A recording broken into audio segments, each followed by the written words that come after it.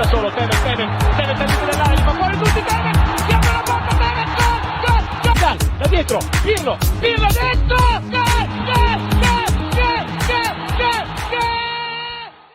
Ciao Juventini, welcome back to the All Juve Cast channel. It is match day, Champions League match day. All right, we got to get this one. Must win is up. So you're flying, well, I'm flying solo today, but never actually truly solo. And look at everybody in the live chat already. We're going to get some hellos out of the way, see how everybody's feeling today on this Champions League match day. It has to be a win for Juventus, okay? And let's see how everybody's doing. So Bobby Yogasel coming in here. Ciao, yes, a most important match finally. Let's fucking go. Vito, good morning, fellas. Ciao from Michael Razzo. 3 points is a must. Absolutely. We've been talking about the help that Juventus needs, but none of it matters if they simply can't take care of business themselves. So today is going to be a big one. And let's get a nice birthday gift for Federico Chiesa, who could probably be good for the PSG match if we handle our business and make that game mean something. All right. So let's see. Yes. And Michael coming in there with a happy birthday wishes to Chiesa. Of course, he's watching the video, loves the All Juve cast. We know that. Anthony coming in here. Ciao, guys. Juve will win today. My prediction 2-0. Benfica struggles with crosses in the box. Kostic and Cuadrado need to take as many of these opportunities as they can. We will start talking about, yes, of course, how we're going to set up, what to expect and everything. And then Anthony adds Rabbi Goat. Ooh, Rabbi Goat and Vlahovic with the goals today. The horsepower keeps it rolling, eh? YFG maybe a little rambunctious with the Rabiot prediction here, calling the hat trick in a 3-2 thriller. Wow. Let's see there. And Mr. Cappuccino, buongiorno, Gaffer. Buongiorno. All right. So I made a prediction. I don't usually make predictions days leading up to matches, okay, but I did make a call that I do not see Juventus conceding in this one, and I do see them winning. But as far as the full prediction, we'll get to that a little bit later on the show. We're going to tackle a little bit of the news, and of course, Federico Chiesa's birthday, okay? So tanti auguri go out to Fede. We are so close to getting this guy back, and everybody was hoping, to see some minutes here today against Benfica, but it is what it is. They're going to take things very cautiously with him, and rightfully so. I don't think anybody can get upset with the club by any means by just making absolutely sure that he is in fact ready. Had a showing with that friendly match, bagged a brace in it. One of the videos for those goals went out, and he was making a couple cuts, especially towards the end, that were very, very sharp and look good. To get no discomfort out of that, great sign. So we're so close. Lecce on the weekend is probably where we are going to see Chiesa get his first set of minutes back since the injury, and I'm absolutely pumped for that. I don't know about any of you, if anybody's been going down a rabbit hole watching Chiesa highlights, but I found myself doing that over the past couple nights, just trying to get back into seeing him. I'm just excited to see him back in the lineup. So I started watching some highlights, and my God, did he have some goals, some massive goals, not just Juve with the Azzurri as well. It's going to be great having him back, and it's going to be interesting to see how he's going to take shape in the setup. Now, we've been talking a bit about almost every post-match as we get closer to seeing Federico Chiesa rejoin this team. 3-5-2 seems to be the best setup for Juve for some time now. It seems to get the best results, the best mix of defense and offense for us. Now, we always question, is it going to stay the same when you have to get Federico Chiesa in there? And so far, it is being said that Chiesa should be taking up the second forward role next to Vlahovic. So that part of it's going to be a little bit interesting, because that's not a spot we haven't seen Federico Chiesa in, because we have seen him be that second forward in a 3-5-2 setup. And I don't know about that one. I don't know about that one. I think once he comes back, and we've been talking about this, even certain midfielders, even as we get closer to Pogba and whatnot, I just don't know if we keep it 3-5-2, if that suits Chiesa even to play that second striker role, or if he's going to end up going to a wing back role. He can't really do that. So I don't know, 4-2-3-1 might be the play. But nonetheless, it's extremely exciting to have this problem, I guess, which is Chiesa getting back and trying to figure out how we get him into it. Okay, so let's get some notes here on Chiesa. My autograph case is coming soon. Nice pickup, my friend. Nice pickup. And Michael adding that Chiesa will transform this team, arguably one of the best in Serie A. Hey, I hope so. And there's a lot of us that unfortunately, can't shake that feeling and that memory of how ineffective he was before getting injured for Max. So we absolutely can't have that, and we need him firing. So I do hope that does happen and he transforms this team. All right. We got Jeremiah coming in here with a little bit of an overview on everything going on. Now, you guys, 50-50 chance we might be out of Champions League tonight, but I still believe we can win with, more importantly, a strong performance. Today, we show Benfica the true meaning of fino alla fine. Hey, I hope so. And we'll get into all that, the matchup and everything. Rich coming in, man. I've missed Freddie Church. Hope Max doesn't ruin him. Well, of course, nobody wants to see that. But let's get to it. And Swarit actually adding that Mancini's also playing 3-5-2 with the Azzurri. So it's going to be interesting. What do we expect from Pogba as we get close to Pogba coming back? We can take the time and actually get into this, and it'll be interesting to hear what everybody else thinks about once Pogba actually comes back. But if I go back to the preseason and when Pogba joined and everything, and I know we only saw him for a game and a bit, not even, but there's a swagger. There's this exuding confidence that he has, that we've talked about this team all season just lacking confidence, and you could see in the guys that they don't necessarily always have that belief. They haven't had that belief since the retiro, okay, since like rock bottom and losing away to Maccabi.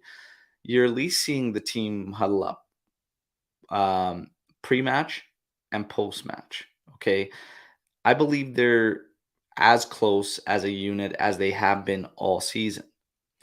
But there's still moments, there's still things that happen on the pitch where I don't see that, I don't feel that belief. But Paul Pogba is a guy that believes in himself, and he knows what he's capable of, and when he's on, he can be unplayable. And in terms of the creativity, it's no question he's going to step into the lineup and be a game breaker. He has the capability of breaking games wide open. He can be on a bad performance and all of a sudden hit a pass that probably nobody on our team right now can hit and break things wide open. But it all has to work together. And, if you're going in a 3-5-2, Pogba, you're going to play him off a side, whatnot, probably the left side. Rabiot likes to work on the left side, but he can also work on the right. Will they share a midfield? There's a lot of questions, but Paul Pogba will bring the creativity. He will bring that game breaker. He will bring another piece that teams have to be attentive with. Okay, so they have to pay attention to him. This should open up space for other guys. Okay, and that's going to be the big key.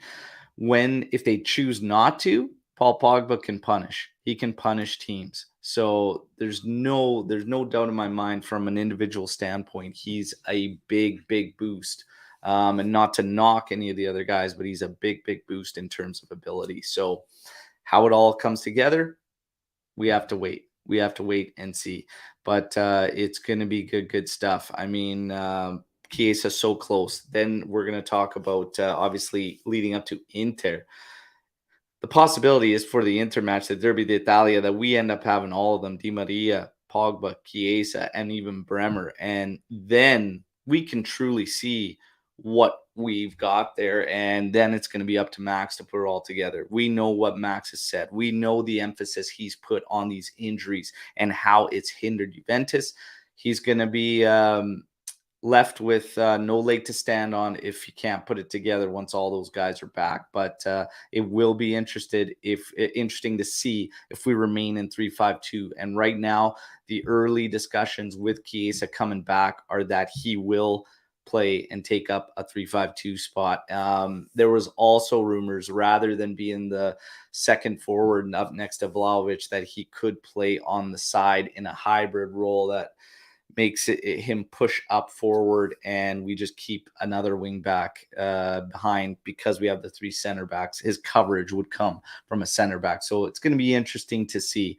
But for me, I like the 4-2-3-1. 4-2-3-1 is what our opponents today are going to play, same as they did in the first match against us. But the Chiesa stuff is fantastic. Of course, Chiesa's birthday. Drop your favorite Chiesa moments so far in his early days of his career, whatnot, in the live chat right now. We're going to get to a little bit of the news that's been going around. Obviously, we have a lot of interesting links and whatnot. It's I can't remember a time where it's been so early into the season that we're getting so much in terms of possible Mercato moves and everything like that. So we don't usually have to bring in Mirko Di Natale, our fantastic friend of the channel and journalist who does an incredible job. But we might have to bring in Mirko Di Natale for a live session quite a bit earlier than anticipated with all this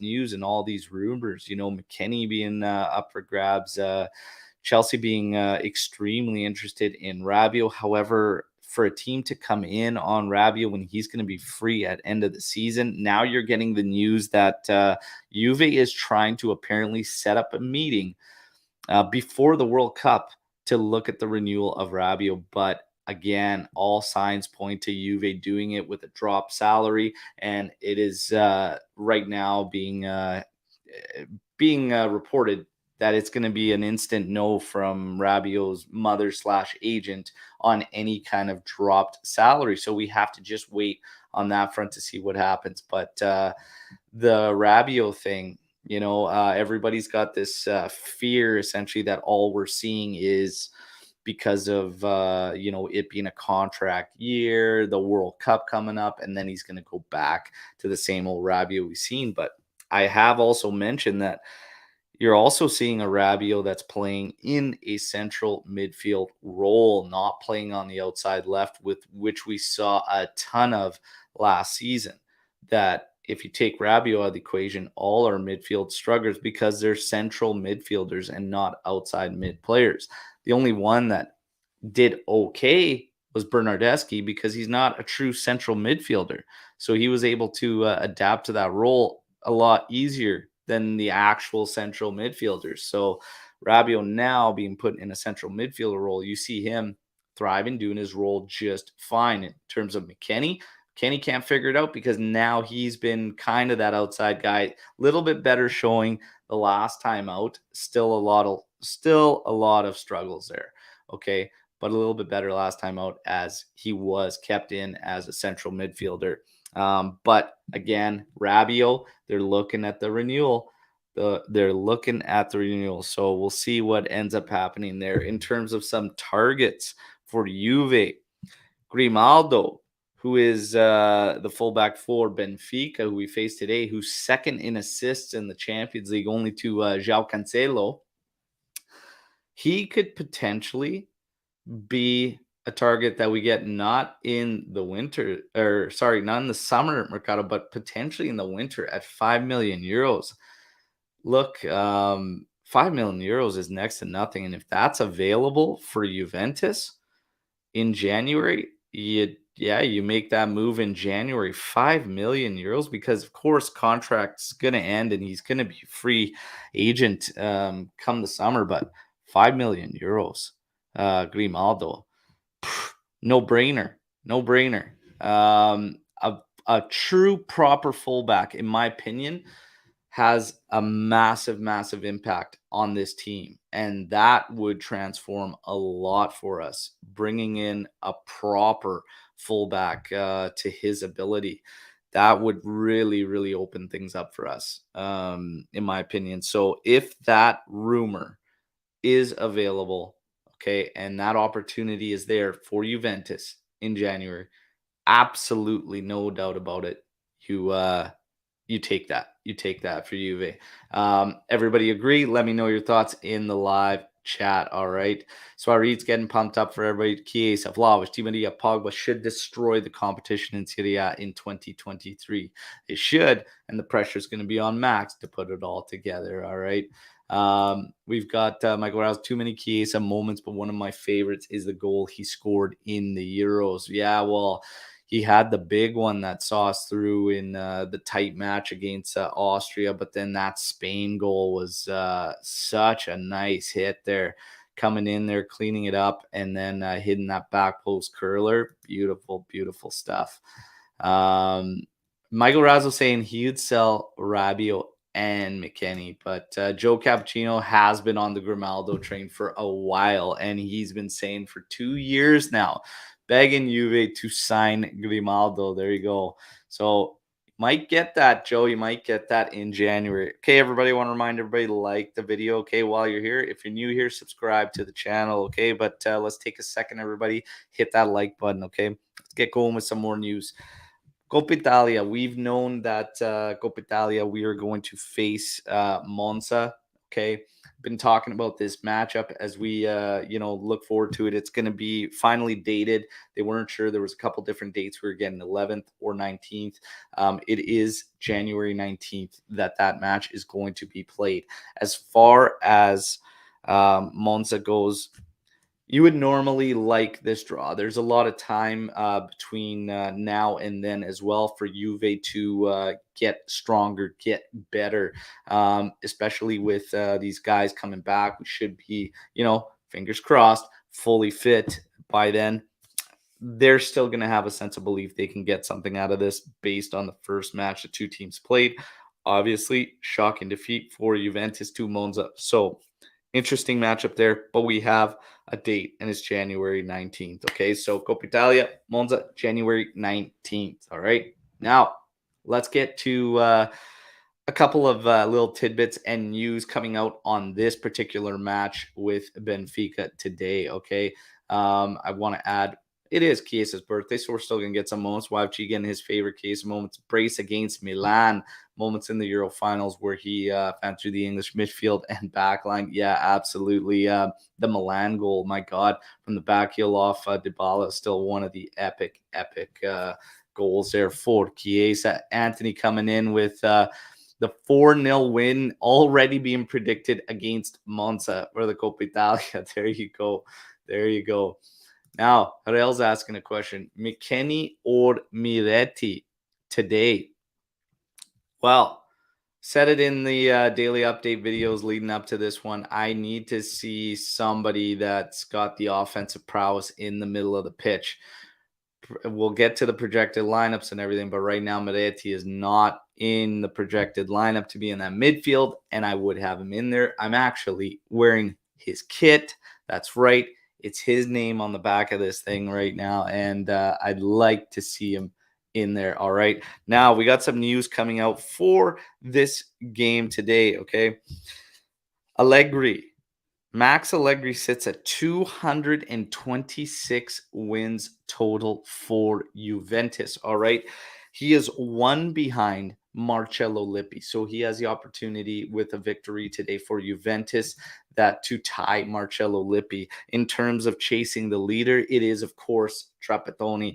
Trapattoni has 316 all-time wins with Juventus. Okay, so could be a big one in terms of Max and his career with Juventus in terms of tying Marcello Lippi, who is personally my favorite manager of all time. Okay, love Marcello Lippi.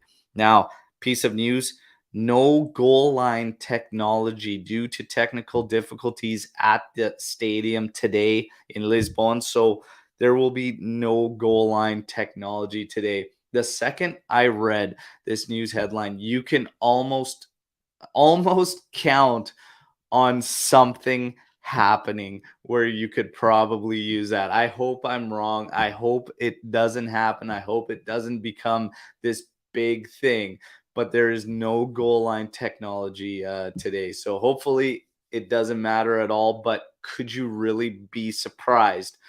With our fortune and whatnot, or sometimes lack thereof, if something were to happen, I would not be surprised whatsoever. But there will be no goal line technology today. And there you go, Matt Cuddy coming in here stating that there's no goal line technology. It's going to be interesting. Jason adding that he says Miretti should start and look good when he came on against Empoli. My God, if he needed to finish that play when he came in, the touch was just incredible. Of course, Miretti winning the Golden Ball for the Italian youth. So at the Golden Boy Award, best young Italian. So fantastic stuff there.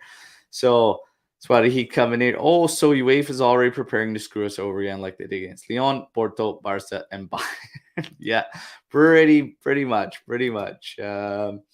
It's going to be interesting. Jeremiah saying there's no goal line technology might cause a lot of controversy. Hey, would you really be surprised? I mean, something that's not used terribly often, but of course the one time and in such a crucial matchup for Juve. Hey, fingers crossed that it plays no effect in the match today, but we will see. So for those bettors out there, okay, if you're looking to put some chicoria on the match, your odds for today's match: Benfica to win pays 2 times your money. A draw and a Juve victory both pay the same at 3.5 to 1. Okay, so there's your odds. Juve underdogs. Okay, we know what we've done in these matches prior. We dropped the first one to Benfica in a 2-1 defeat, and then of course that unfortunate game in Israel where we did not get the job done against Maccabi Haifa. That has put us in deep. We're in deep. So obviously it's not completely in our hands, but Juve has to win today and they have to beat PSG. Okay, so there's simply nothing else to it. Juventus, historically, with Max, has had some of their best performances when they are in dire situations. And this is a crucial and dire situation, this match today. So you got to hope that they pull it together and they get it going. Okay, so we will see. But our opponent, Benfica, this will be very, very, I think, more difficult. Okay, if I need to put it in one way, more difficult than the first match, which was in Turin. Now we are in Lisbon. This team is undefeated through 19 matches this season. Benfica is yet to suffer defeat, and that includes already playing PSG twice and getting 1-1 draws in both those matches. That created more problems for Juventus. The fact that PSG couldn't pull one out of those because you needed the team to fall back after Juve's results, and Benfica did not. Able to get 2 draws against PSG, leave themselves wide open. Obviously, Benfica is going to be going after this one, okay? This is going to be a crazy one, I think, because both teams need this win. Juve needs it to stay alive. We are fighting, okay, to try and stay in, but Benfica can see themselves through with the result. And being at home, yeah, you can bank on them coming at us. So in terms of what we should see with them, Pretty much the exact same as far as setup goes. 4-2-3-1 out of Benfica. Don't expect any changes, anything. If it ain't broke, don't fix it. They ain't going to change anything, okay? They're on an incredible run. Like I said, 19 matches, unbeaten. The numbers are not on our side, everybody, okay? Benfica has won all 3 previous home matches in European competition against Juventus, scoring twice in each of those matches. Like I said, I made a prediction days in advance that I'm sticking to, and that is that Juve will not concede today and that Juve will win this game. Let's see. Let's see if the old crystal ball lets me down or if we get it right. But the numbers not on our sides there. Juve have won only 1 out of 7 against Benfica in European competition. So again, the numbers not with us. The last 6 matches, Benfica, again, undefeated, 3 wins, 3 draws. When you look at Juventus, 4 wins, 2 losses, starting to come around, get those results, okay? But still, there's a lot of questions of this Juventus that still remain there, okay? And we're not going to get any of those guys back in for this match, which we were hoping, okay? Since earlier on in the month, we were hoping that we would see, at least Federico Chiesa come in for this match. We're still with essentially the same guys as before. We're going to have to see what ends up happening in terms of the setup. It's a very, very similar setup to what we actually saw against Benfica the first time around. We were also in a 3-5-2 the first time around against Benfica. We had Bonucci, Bremer at the back, okay? But we're not going to have Bremer there today. So today, you're probably going to see Bonucci, Sandro, and Danilo as your 3 center backs. Across the middle in the first matchup against Benfica, we had Rabiot, Paredes, McKennie. It's not going to be that big a change now, but you're going to have Locatelli instead of Paredes. So McKennie, Locatelli, and Rabiot, and then you're going to have Cuadrado and Kostic, who played wing backs in that first matchup. You're going to have Milik and Vlahovic up top, which was also in the first matchup. So it's not a big, big change. So there's still going to be a lot of questions of this Juve. Cuadrado is a piece that, again, is going to really, really hurt or help Juve. But so far, unfortunately, he's done more harm than he has good. Now, ratings are hilarious sometimes and why you really can't trust them. And you got to figure them out in terms of just using your eyes, the good old-fashioned eye test. Last game, Cuadrado finishes with like a 9.1 in terms of ratings because players got to 2 of his corner kicks. The rest of the time, he's literally probably the only player that can come out of a game where he's the worst player and hit a 9.1. It's shocking. That was like crazy. I watched him. I was so incredibly frustrated with his play. The best opportunity that fell to Empoli was from him being absolutely wasteful and ridiculous on the flank. He needs to play at a proper level. The problem that's arising right now is that who else are you going to play there? So there's really nobody else you're going to play as a wing back right now on that right side. That's really it. Unless you want to try and use Danilo, but Danilo's offensive capabilities don't put him in that position. However, he'd probably be a hell of a lot smarter on the ball than Cuadrado would. Probably a little bit more reserved because Cuadrado's got all sorts of confidence with the ball at his feet and trying to beat guys, whatnot. But lately, he's slowed the game down so much. And when we saw our best ball against Empoli, like I said, the one thing that hurts Juve the most is when we slow things down. When we play at the proper tempo and everything, it's good. And it's easier to play because you're keeping the defense and the opposition moving. When you slow things down, they're set. You take all your passing lanes away. You take all your options away because you're just slowing things down way too much. Cuadrado is guilty of this. Cuadrado is one to watch today because Benfica is extremely strong on the outsides. And if he's not with it, it's going to be a problem. Kostic on the other side is on the rise in my opinion, and he's starting to get more and more comfortable each time out. I'm starting to really like what I'm seeing out of Kostic. I think there's still that little bit more that he can really bring and truly unlock, but I do like the upward trend from Kostic. In terms of the middle of the field with what we're going to expect to see, again, going back to what we were all talking about earlier, I want to see some offensive prowess in this midfield. Miretti is the guy. That's really it when you look at our team list and everything. Fagioli, there's just not confidence to do that in this moment because he hasn't had the minutes leading up to it. That's a whole nother issue. We really got into a great discussion on young players and integration in our last post-match podcast. If any of you haven't checked it out, make sure you do. There was a really great session in there on youth players, younger players, integrating them, and just the decision making, including Rovella and whatnot. So really good stuff in there. Get into it if you haven't.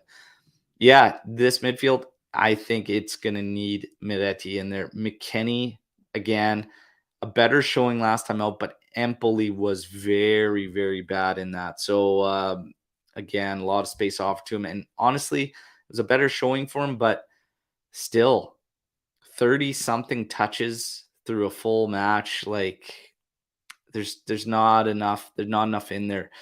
Rabiot keeps his touches pretty much around the same 40 mid 40s, sometimes hitting 50.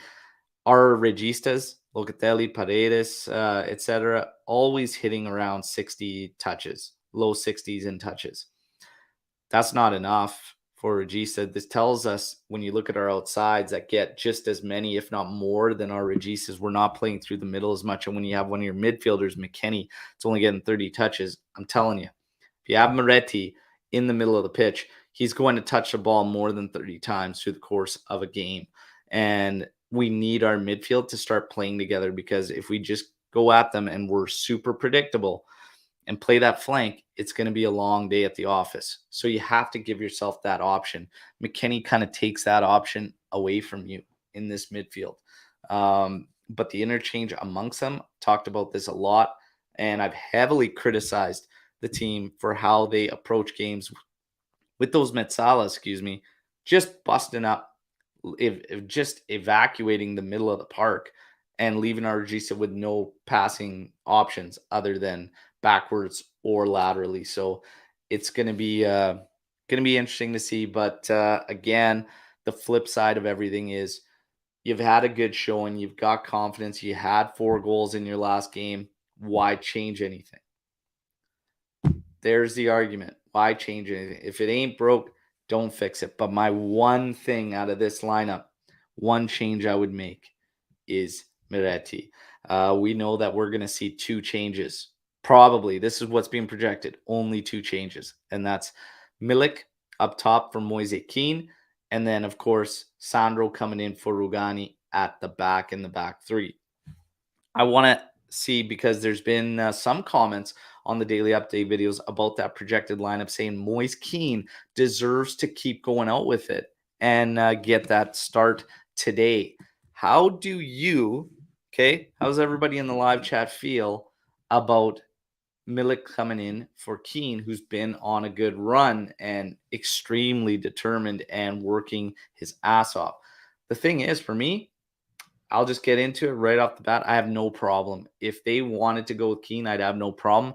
I feel that regardless of Milik missing, a sitter last game, he still gets so many opportunities, and he's very strong positionally, and he's better technically than Moise, despite Moise's upward trend in terms of performances and incredible work rate and work ethic, I still lean towards Milik. So I would personally go Milik and Vlahovic up top. So those, I could understand wanting to go with Kean, but Milik for me, it just has he's cut above Moise Kean, and his work rate. It's not like we're gonna lose much in terms of work rate and work ethic because Milik's been an absolute beast for us and works his ass off every single game. So I go with Milik. Now we got S.P360 saying it happened to Milik, our best player, and benched. So Kean ends up going now, taking his turn. Jeremiah saying Milik over Kean, definitely. Kean as a sub. There you go. There you go. Swarit saying Milik is Benfica's kryptonite. He scores against them every time, and he will score again tonight. Let's go. Let's go. I like it. I like it. Getting some predictions starting to come out of everybody there. I like that. I like that. In terms of at the back, Sandro making up that other center back instead of Rugani. Would any of you prefer an actual center back in there making up the three center back, moving Danilo to the left side like we did against Empoli? That was one of the shouts I made. I said I would put Danilo on the left side behind Kostic and bring an actual center back in, and they did. They had Rugani next to Bonucci with Danilo on the left. Would you do things similarly today, or are you fine with Danilo and Sandro being on either side of Bonucci? I have absolutely no problems with Danilo. He's been one that takes a lot of flack from Juventini on social media and everything like that. But to be honest, this guy, and this was another discussion that came up in the last post-match podcast, this guy might be our actual Capitano right now. And hey, there's a lot of people that would disagree with me and they would not like hearing that. But I'm telling you, when it comes down to everything, all the measurables, he's checking them off. He's checking them off. So, yeah, he might be our actual Capitano right now. But I have absolutely no problems with Danilo. And, there's one thing you can bank on from Danilo is that you're getting 150% every single time he steps on that pitch. That's all I can really ask. It's all I can really ask. And I appreciate that a lot. And through a time like this and everything we've been going through, that's the one thing you absolutely have to have, because it is so easy to just shut down and break down. For anybody that's in here that follows the NHL, that follows hockey, if any of you are interested in seeing a similar type of scenario, whatnot, you can look at the Vancouver Canucks, whose fans are now throwing jerseys on the ice after matches and everything. I don't usually bring hockey into the mix, but it's an interesting scenario right now because the fans have completely, pretty much turned on the team, its management and everything, and it's nasty. That team also has major locker room issues, and they're facing this kind of thing where they need to bond together and form some type of unity or whatnot, because right now it's an absolute mess. So it happens in sports everywhere. This particular Juventus had, and like I've been saying, it's such a short period of the season, and this season already feels like it's almost over based on how much we've had to endure and suffer through and face immediately into the season. So hey, the only thing we can do now is keep the wheels rolling. Hopefully we build some momentum. Hopefully we get all these guys healthy and they have the impact that Max was banking on. So we got to get it. We got to get it going here. And we do have some NHL followers here and whatnot. Anthony saying tough one for Van Al. We saw it happen a few years back as well. Yeah, and it's tough when you see the fans turning on their teams and whatnot. So it's gonna be interesting situation they're in. But Juve was essentially facing the same thing. Only way to do it: bond together as a team. Talk about those little huddles the team has been doing. They seem united as players. The players need to be united. And we talked about, you analyze these moments, these words being used by Agnelli at the time, Allegri, and everything they were saying. And if anything, at the least, the players could have used it as, hey, it's us, seemingly against everybody, and maybe even management and the coach, in the sense that that belief isn't there and we need to prove it to them. They need to prove it to them. They need to prove it to themselves. And it's a matter of the players taking pride in themselves and what they do, pulling up their socks and getting the job done. Now, the questions that still remain of this Juve is, are they tactically going to be strong enough to get it done against the big teams? So, interesting graphic. When we started talking about realistically how far this team can go and everything, you start seeing the graphics there about points taken from the top 7 teams. And you see that graphic going around there right now. Napoli is max points out of theirs available to them. Probably had 9 points available. They've got all 9, not shying away from the big games. When you look at Juve, so far, it's 1 point out of, I believe, 9. So it's those big games. It's those big games that since Max has returned, he has not been able to get us over the hump. Today, this is a big one. This is a big one, and he needs this one. He needs this one like a crackhead needs a hit, all right? So we got to get this win. Max needs it because his big game record since coming back is absolutely dreadful. We've gone over that one probably about a couple weeks ago. I don't even want to get into it anymore. But like I said, hey, I gave you the analogy of how bad he needs this one, and it is actually that bad. He needs this win today. Joe Cappuccino coming in, reminding everybody, like the video. Let's go. Storm the Barn. You could start getting your Storm the Barn questions in. We're going to have a great Storm the Barn session in. We are going to get to predictions. We're going to talk about predictions. Like I said in this one, in terms of even injuries, rather unscathed is Benfica. You're going to have Morato and Draxler out. They just got Neres back, I believe 5 days ago or something. Neres come back, so they're pretty much unscathed. When you look at Juventus, we know where we're at. We were hoping for Chiesa. We're not going to get Chiesa. We're not going to get Pogba. Still waiting on Di Maria and Bremer. But Derby d'Italia is when we should potentially have everybody back. Okay, so today, 4-2-3-1 from Benfica. Don't expect any changes out of them. Why change anything? You're unbeaten in 19. Juve, 3-5-2. 3-5-2. Talked about the projected lineup. Okay, one more time. This is your projected 11. You've got Szczesny. You've got Danilo, Bonucci, Sandro as your 3 center backs. And then across the middle, Quadrado as your wing back on the right. McKennie, Locatelli, Rabiot, and then Kostic as your left wing back. Up top, Milik and Vlahovic. That's your starting 11 for Juventus. We talked about the numbers not being on our side in terms of European matches against Benfica. We've talked about, their unbeaten run, their form. But Champions League is Champions League. Juve's at least united as far as the players go. And we've got to get this one done.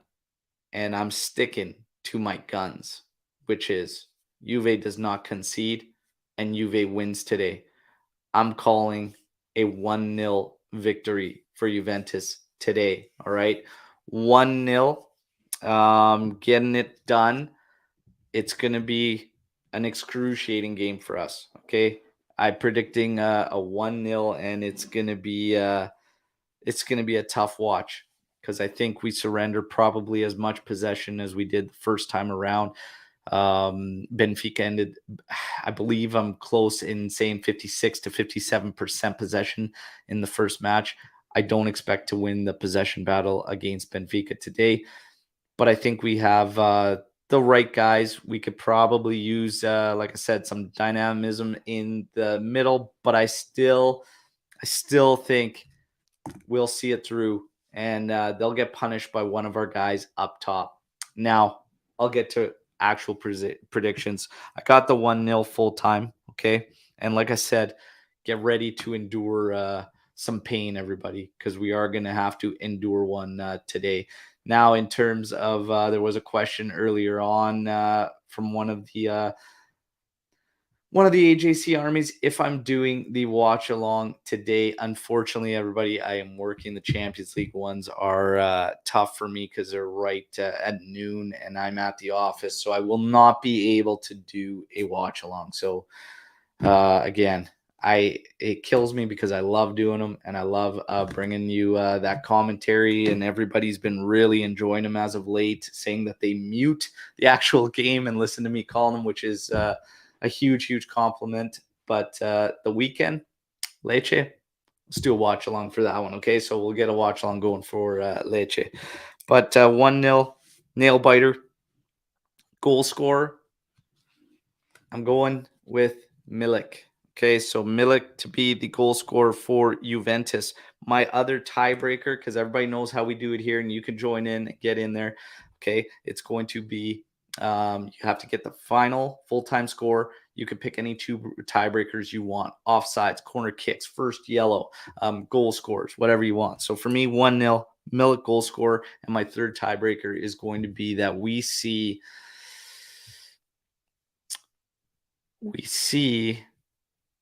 I think there'll be a red in this game. And I think it's going to be a two yellow pickup on Benfica's end. Okay, so I'm going to go with Benfica getting 2 yellows. And it might be later on, but they'll get 2 yellows and a red. So just a wild tiebreaker there, one at the end there. It's not going to be early on and help Juve, but it'll be later on where they might pick one up in frustration after the 1-0 Juventus lead. Okay, so there you go. Let's get to some predictions coming in here from all of you before we get to Storm the Barns. So Storm the Barns coming in, get your questions in. All right, we have quite a bit of time to have some fun with that. Jeremiah, full-time, 3-1 Juve. Dusan, Milik, and Rabiot.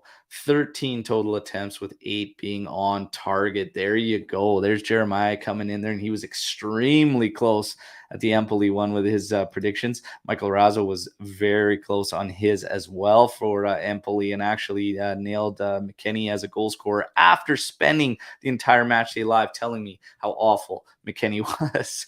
So his prediction is 2-0 for Juve. Dusan with both goals. 55-45 possession for Benfica. 2 yellow cards. 9 camera shots of Allegri this match. So there you go. He's getting in with the prop bets with the camera shots on Allegri this match. Well, let's have some fun with that. I'm going to say that there is more than 9 is a lot.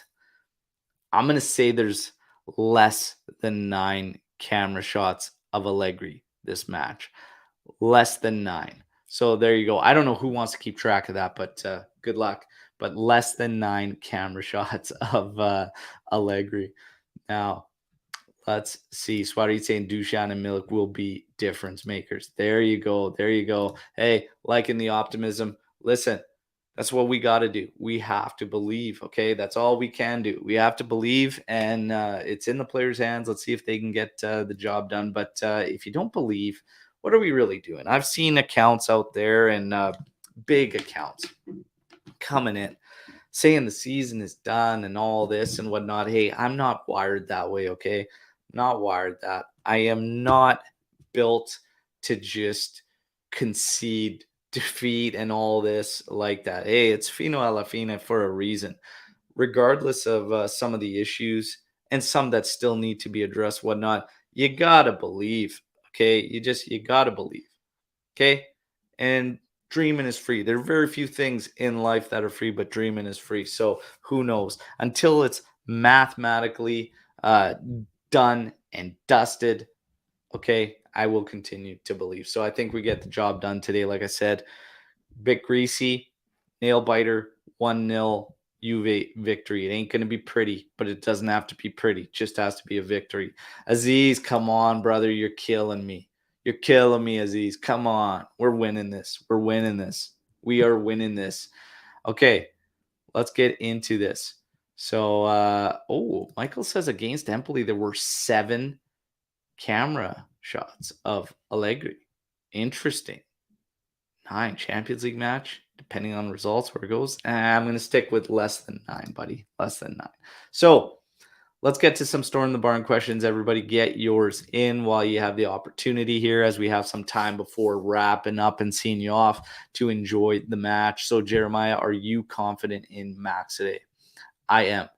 I think he'll bring his A game. So, Max, since his return, has I was confident in him returning. Since, I must say, the things that we used to bank on him bringing to the team haven't been evident, and it's been the opposite. So he's kind of lost some of the confidence that I used to have in him. He's kind of made me lose that. So he's got to bring it back, and he's got to get it together, and the subs need to be on point. At some point, he's really struggling and like leaving them super late. And I'm starting to ask questions. And this is an interesting question to bring up in order to segue to one of the discussions I've been having with a lot of Juventini. And that's, when we talk about Max and talk about young players and everything like that.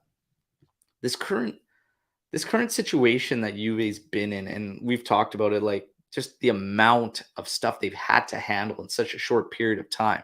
Now, when you look at this team, there's a couple ways you can go about it, because some of us were saying, well, you continue to play these guys, the same players, and, you're looking for something different or whatnot. But, in terms of Max and the young players and whatnot, this might be a scenario where he's maybe, just maybe, felt like it shouldn't be up to the young players to dig us out of this hole. And it's those experienced guys and those older guys, and maybe it's just Max.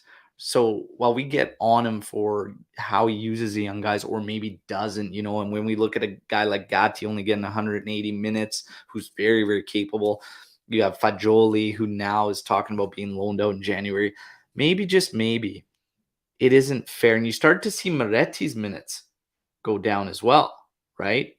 Obviously, a little bit of a knock there he was dealing with, but you saw his minutes start to go down. Maybe, just maybe, the flip side to this whole thing and this whole Max and young guys narrative is that he left it in the hands of the older, experienced guys to bear the weight and put the weight on their shoulders, and saying, to get Juve out of this, it's going to be up to these guys. And to be honest, Max probably wouldn't be alone in a scenario like that, to put it down to the experienced and the veterans to dig them out of this hole. In terms of how confident I am in Max, where I start to lose confidence is him, again, when we get to those changes, those subs being late. He can make subs. He's left us in some pretty risky scenarios with young guys that are sitting there able to come on, and him choosing not to go there. So while I could see him putting the weight on the experienced and the vets, he still shies away from the young guys in critical moments. So I don't know. I need more from Max. I need more belief in the guys from Max, and I need, the belief to come, because if he's not believing it, he's not helping his players that need to get that sense of belief lifted in them. So he needs to put them in those moments, and he needs to give them that opportunity. You basically have to trust them until they give you a reason not to. And right now, I need a little bit more. From Max.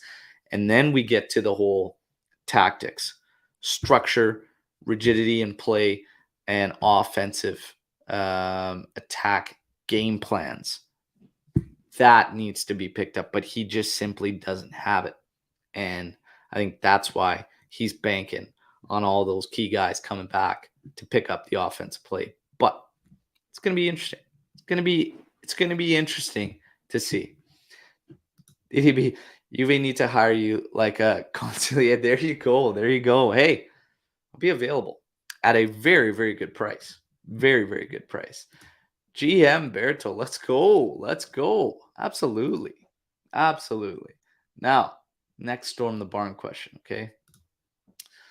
What do you think of Kean after his last performance? So we got into a little bit on Kean, and for me, it's been he had the two brief cameos, okay? Then he got a couple starts, and through all, even through those cameos, when he was just getting 10 minutes to 15 minutes, I said, look at his work rate, look at the determination, like the effort, like it's high, it stood out.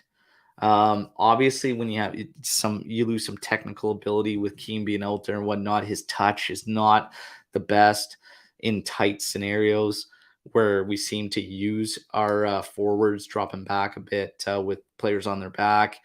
Obviously, when our tempo is better, it's a bit easier for those guys. But if we play at a slow tempo, it's very, very hard for them in the hold up game, right? But I've really liked what I've seen for Kean over like 4 or 5 showings now.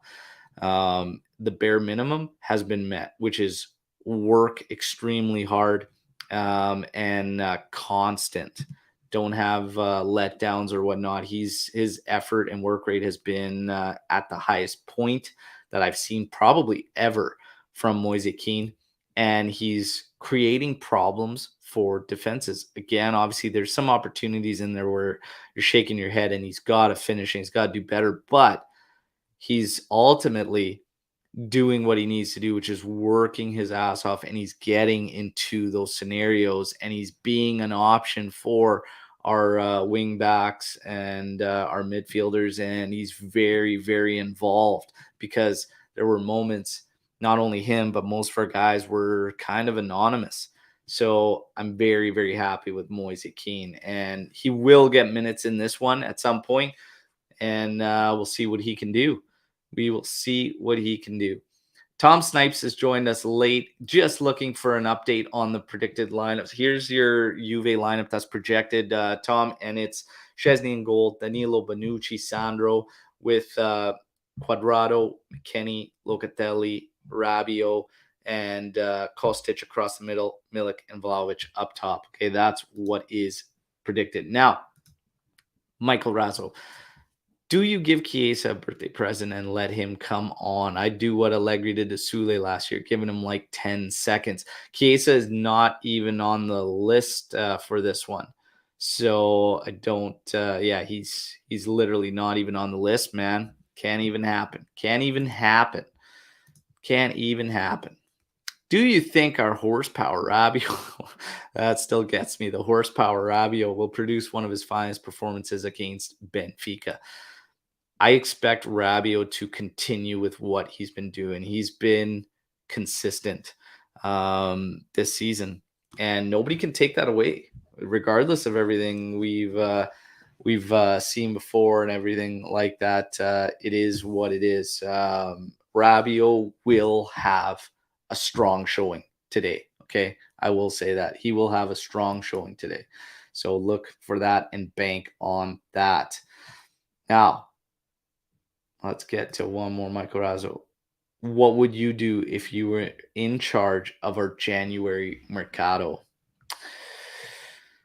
All right. Well, we talked about it in the news update earlier that if Grimaldo, who we'll obviously see today, who's second in Champions League assist to João Cancelo, if he's available, you definitely take that swing at 5 million euros. That's a no-brainer. He becomes free, so that's why the price is so cheap, because he's free in the summer. At 5 million euros, if that's available to you, absolutely. Absolutely. In terms of anything else, it's going to be interesting to see if the rumors of Zakaria coming back are true. You're going to have a tough time trying to make another move for Zakaria. So that opens the window for another midfielder to go. McKennie tops the list for me. This talk about Locatelli needing to go or whatnot is absolute nonsense. Do not lose Locatelli, okay? There might be a time where you can maybe say, all right, yeah, we might have to cut ties or whatnot. Now is not the time. Paredes, the guy you brought in that's making double what Locatelli is, has actually played less, has had less influence on matches than Locatelli, in my personal opinion. And the last match showed why Locatelli is the guy and he deserves the faith. We ran him ragged last season. And this season, okay, we're slumping, but it's not just Loca that was slumping. It was literally like 7 out of your starting 11 match in, match out. Locatelli needs to be trusted, and let's have some faith in him. McKennie's top of the list to go. If Zagaria comes back, you're not going to find another deal for him. Now, all of a sudden, you're going to have an extra guy in the middle of the pitch. No. So for me, a fullback, bring a fullback in. The reason is too, because I don't necessarily believe 3-5-2 once everybody's fit is going to be the way to go. You're going to want a fullback, a modern style fullback to play in what I think is going to be 4-2-3-1, sometimes a 4-3-3, okay? And 4-2-3-1 is a variation of a 4-3-3. Get a fullback that can tackle that. So do that.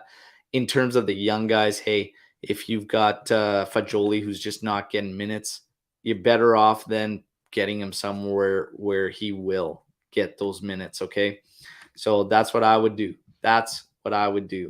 Fullback, try and move one of your midfielders, try and bring some capital. And honestly, Rabiot, there might be a deal presented where Rabiot can move. I would not move Rabiot, okay? I get it. Get something while you can. Financially, we're facing a big deficit, but honestly, he's been extremely important. We're going to need him down the stretch, down the second half of the season. I do not move him. So we have to wait and see. Deepak saying, I don't think Zakaria would return in January. Hey, I don't think so either, but usually where there's that much smoke, there's some fire. So maybe they send him back, and it is their option. Okay, so it is their option should a team want to send back. He has not been getting minutes at all, too. So we just wait to see. Now, we got another one coming in here. Do you think offering Rabiot a new contract is short-sighted? Look, it really comes down to the scope and the shape of the rest of the midfield. I don't think it's necessarily short-sighted. It's one of these things where, people have that fear with Rabiot right now that it's only happening because obviously contract season, World Cup season, whatnot. And look what he did previously. But we've also pointed out that previously he was being used as an outside player when he's a central midfielder. This season, I still say Rabiot, if you put him in a two-man pivot with one of the other guys, Locatelli or Paredes, is going to be strong for us and get one offensive attacking midfielder in the middle ahead of them. That would be our best. But look, you can only base these guys and make these decisions off what they're giving you currently. And when you look at Rabiot, he is still he's not old by any means. What he's given us, his role, nobody's been able to really match that in terms of the style and the play and just his physical conditioning. Like, there's very few guys. If I look at this team and I look at who's in the best physical condition, it's probably Rabiot, Danilo, Kostic in terms of physical condition and seeing them, how they play through a full 90 minutes. I don't think it's necessarily short-sighted. The big thing is, will he accept that salary? And honestly, I think it's not going to happen anything because he's not going to settle for that wage. And there will be a team out there that pays him more than what Juve is probably going to look to re-sign him with. So, yeah, but in terms of it being short-sighted, I don't necessarily think so. I think I have more issues when you have these young talents and guys that, like, say Rovella, who's been moved and has been balling out for Monza. when you make a move bringing in a Paredes for 7 mil and like he's Max's guy and this is the guy he was vouching for and really wanted, and he comes in and has little to no impact, and you've pushed away a highly touted young player that could be one of the future pillars and core of the team, like that's where I start to raise questions. But when you have these guys like this, Rabiot and whatnot, that have their role, that fulfill it, I don't think it's necessarily short-sighted, not for this team right now. The only way it could be short-sighted is if another manager comes in at some point and doesn't see him as part of the project or whatnot. But yeah, I don't necessarily believe it's short-sighted. Now, and Deepak saying the same thing. He never gets injured. Yeah, it's one of the things. Conditioning in this team is extremely important too, based on how many injuries we have had to deal with and everything. And Dell's coming in here saying, yeah, sending away Rovella for Paredes was a big L for management. And yeah, I mean, it was evident. Allegri, this was his guy, and he wanted Paredes, and we all were led to believe it was something about playing Locatelli to the side and playing these guys together, and we haven't even seen it. So it's clearly been like he thinks Paredes was going to bench Locatelli, and everybody was telling me Paredes is going to come in, he's going to bench Locatelli, and I'd be like, I do not think so. I don't believe it. I don't believe he will bench Locatelli.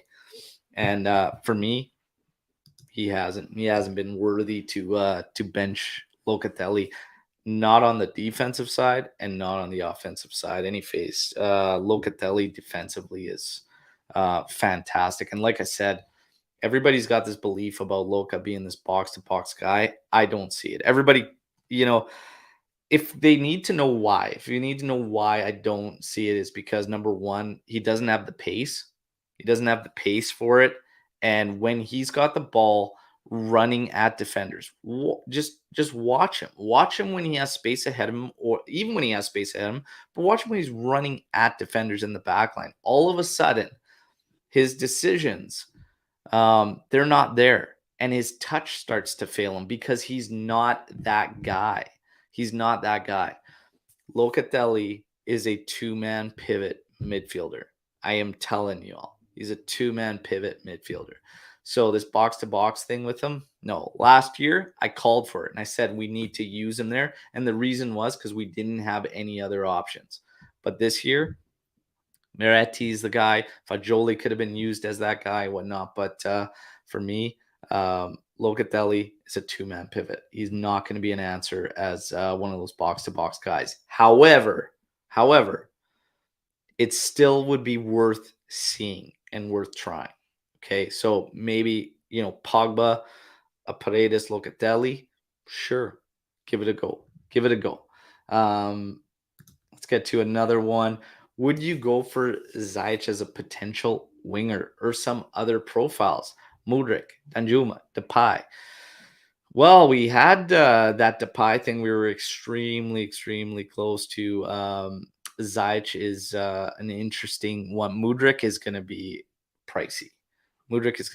I honestly don't expect any of this going down in the winter Mercato.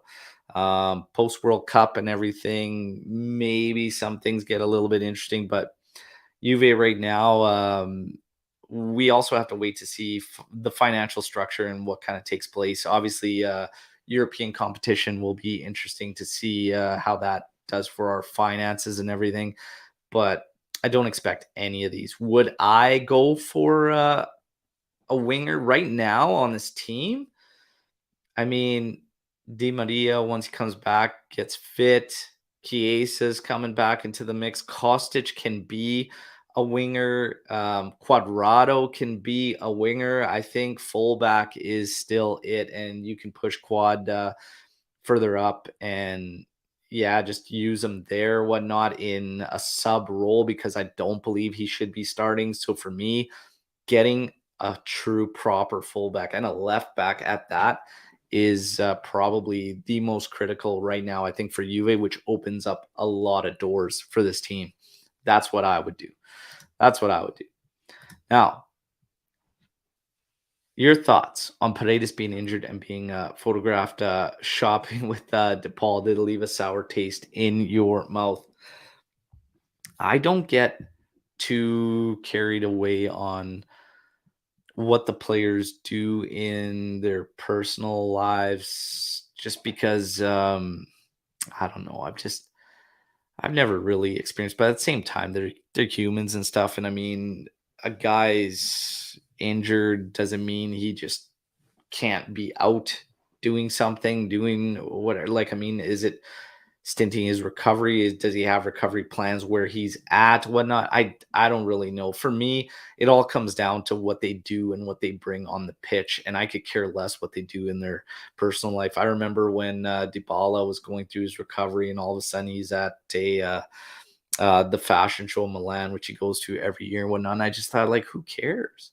Still, they're humans. They have a life and whatnot, and they can make their decisions. And if the team had a problem with it, I would bank on them punishing that player, and I'll leave it to them to make those calls and whatnot. But for me, the sour taste in my mouth is what he's done on the pitch, because I don't think it's anywhere near worthy of the financials we're paying to bring him in. I don't think it's been worth it. So for me, that's what leaves a sour taste in my mouth. But as far as what they do in their personal life and everything like that, they're humans. And if the team has a problem with it, then fine them. And I would assume that he didn't break any rules if he's not being reprimanded or anything. And that's all I can ask. So as long as the team's cool with it, then I'm cool with it.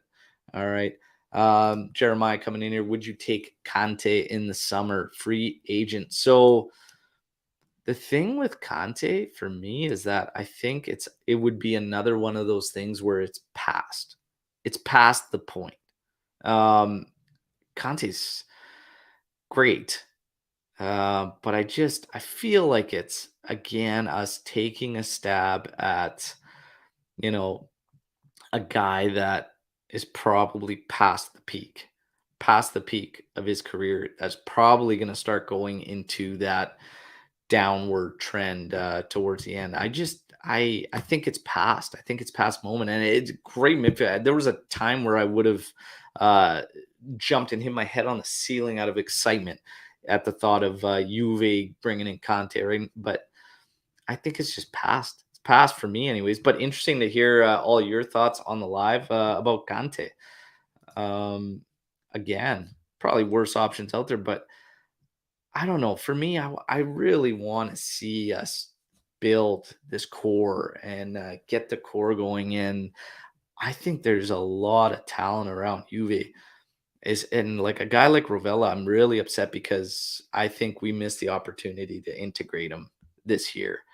And it's sad because we're essentially like just slowing that integration down, maybe stopping it completely, because we might have left a sour taste in the kid's mouth about even wanting to be a part of this Juve, like no sense of belief. So it's gonna be interesting. But for me, Conte is a no. I feel like it's past. It's past. Arash agrees with me. It's a Conte. It's a no from him, and Deepak as well coming in here saying Conte no. So there you have it. A lot of great stuff. Everybody, again, I'm starting to like these. Team might be in trouble because I'm starting to like these solo sessions where we can really mix it up and get all your thoughts in on the live chat. You guys are fantastic as always. Reminder, like the video, okay? And if anybody's new here checking this out, subscribe to the channel. All right, we've got the big Champions League match today. Has to be a win. Benfica, it's in Lisbon. No goal line technology, which hopefully is a non-factor, okay, but interesting nonetheless. Fire up those UEFA conspiracy theories and everything, all right? But let's get it going, okay? We have to believe everybody, okay? Our backs are against the wall. This is a must-win. We need to get a job done. I believe the team will do it. I believe it's going to be a nail-biter. I believe we're going to just squeak this one through 1-0. 1-0. And I hope that this takes place and that we can meet back here tomorrow, 8:30 a.m. Eastern time, and celebrate a hard-fought and a hard-earned victory in the Champions League. All right. So make sure that you all join us tomorrow. And we're going to see, I believe Anthony is with me tomorrow. And hopefully we have that victory to talk about. Jeremiah, thank you. As always, thank all of you in the live chat. The AJC Army is second to none. Let's get it going. Okay. So share the content. Everybody always asks, how do we support the channel? Hey, super chats enable, but you guys check out the store. It's linked to YouTube. There is a deadly little surprise for everybody if you check out our store, link to the YouTube channel.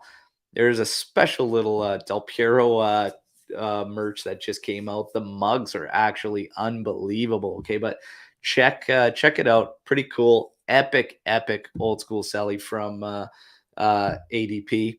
So that's in there now. You can get yourself some cool gear, custom merch, and support the channel as well. But showing up here, liking the videos, drop a comment after this video ends. That all helps. You guys are amazing. Enjoy the match today, okay? And I hope Juve gives us all a lot of reasons to enjoy, okay? We'll meet tomorrow, 8:30 a.m. Eastern time. As always, Champions League match. Get the job done, Juve. Fino alla fine. Forza Juve. Beat Benfica, all right? Get the job done. We'll see you all tomorrow morning. Ciao tutti.